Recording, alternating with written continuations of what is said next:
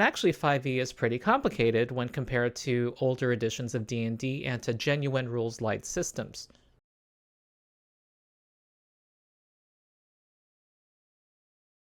Okay, number 17 will surprise many. Advantage and disadvantage. It can lead to complexity in D&D 5e. This will surprise many because it's often vaunted as a simplification of what came before it, of the many bonuses and penalties that would add up together and lead to the accusation that Pathfinder was Mathfinder, which was also prevalent in 3rd edition D&D. You can have a lot of things that add up that you have to track, and it changes every turn, blah, yada yada. Advantage and disadvantage just folded all of that into a single thing, and if it's an effect, you roll 2 dice and you keep the higher or the lower. Simple, or so it seems. It is simpler, but it's often gamey in actual play, and I'll explain. First, it's not always intuitive what conditions apply to it. You can be grappled by a pro wrestler, but you are no easier to hit, and you can attack any creature just as well as if you were not being grappled by a pro wrestler. Whereas if you ate some bad food this morning and you were poisoned, you are easier to hit and you have a harder time to hit foes.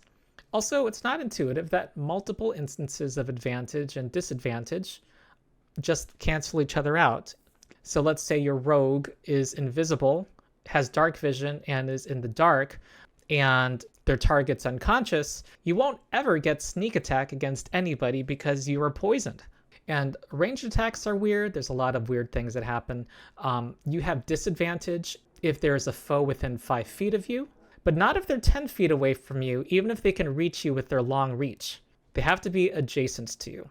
And if you are targeting an enemy over there who's prone, that grants advantage to you unless they are 10 feet or more away from you. Then it grants disadvantage, the opposite. So now our archer has 2 instances of disadvantage against the creature. Now let's take away the troll and start off with the clean slate. Let's say our target is freaking unconscious. That grants advantage to the attack. But because the attacker is 10 feet away, that cancels that out. Even if the guy is wielding a halberd and has reach and can attack the foe, they still have disadvantage, which cancels the advantage of the target being unconscious. Advantage, disadvantage operates like a light switch.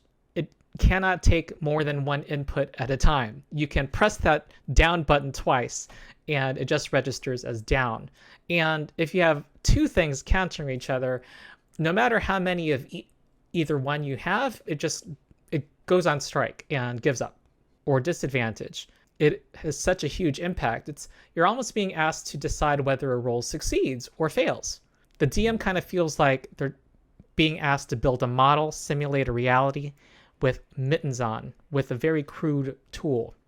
And I'm going to give some other examples that only exist in the rules of advantage, disadvantage, and don't comport with what's going on in the fiction.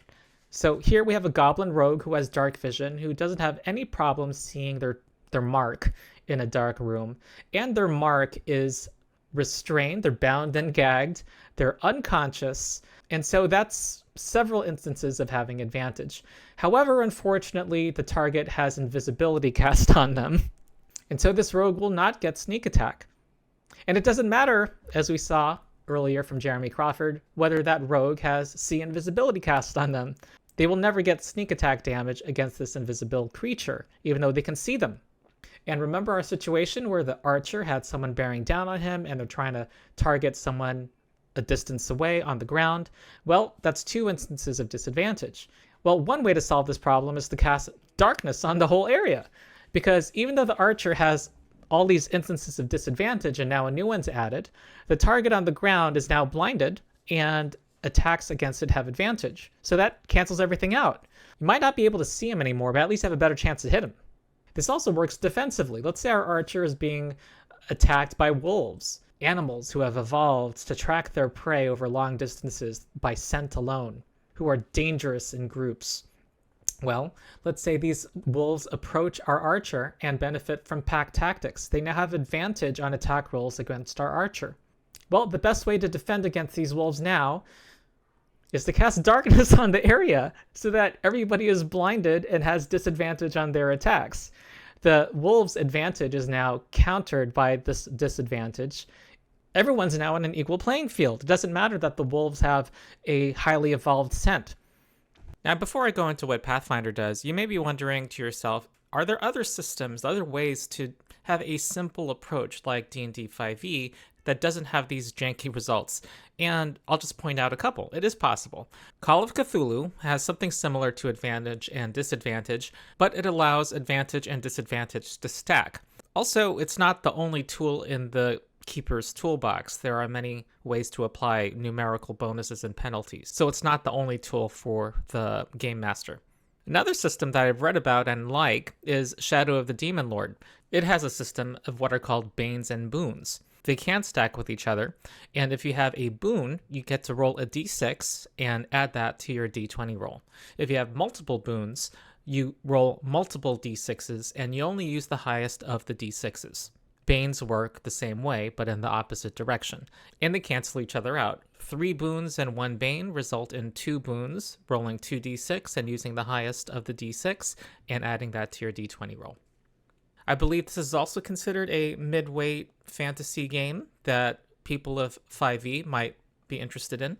There's also a Kickstarter that removes the darker themes called Shadow of the Weird Wizard that some of you might be interested in. So, what does Pathfinder do? Well, there's more rules and effects in Pathfinder, but they tend to be more intuitive and they don't step on each other's toes. They also give more tools for GMs to adjudicate a variety of situations. So our archer and the prone target. That target is now off guard to all attacks, ranged and melee attacks, period. Oh, and by the way, this tells you that sneak attack triggers. If this is a rogue archer, he'll get sneak attack damage right now. If someone were to cast Darkness right now, he'd have a 50% chance of missing the target. Meanwhile, the armor class is still lowered by 2. Also, he would not be able to see the wolf who's coming up to him, and so he will be off guard to the wolf and have a -2 penalty to his armor class against it. But also, the wolf has trouble seeing him and will have a 50% mischance of attacking him. Both you and the wolf have trouble targeting each other with that 50% mischance, but the wolf has the special scent ability.